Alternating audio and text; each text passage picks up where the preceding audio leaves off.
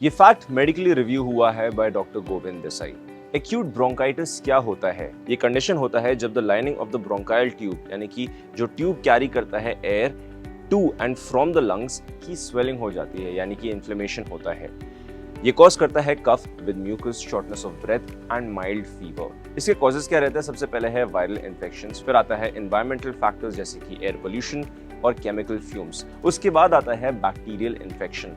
Risk factors जो include होते हैं वो है cigarette smoking, allergy to certain perfumes, chemical fumes, exposure to constant dust या द वीकेंड इम्यून सिस्टम, यानी कि बॉडी की एबिलिटी नहीं रहती है टू फाइट द इन्फेक्शंस, या गैस्ट्रिक रिफ्लक्स। अब इसके सिम्टम्स क्या रहते हैं? मोस्ट कॉमन सिम्टम्स रहते हैं एक पर्सिस्टेंट कफ जो आपको होती रहती है, जो प्रोड्यूस करता है mucus, mild fever and chills, chest में discomfort, shortness of breath, sore throat और बॉडी एक्स, हेड एक्स और ब्लॉक्ड नोज।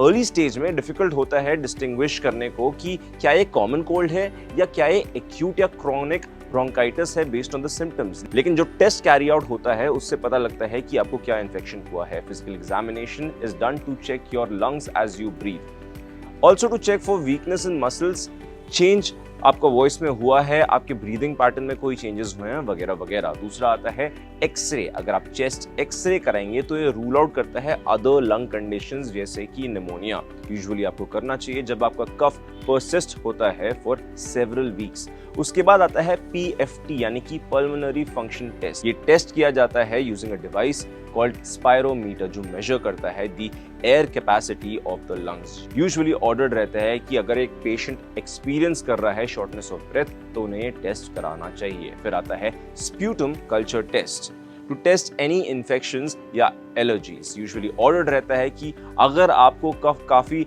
वीक्स तक चल रहा है अलोंग विद फीवर तो आपको ये टेस्ट करा देना चाहिए।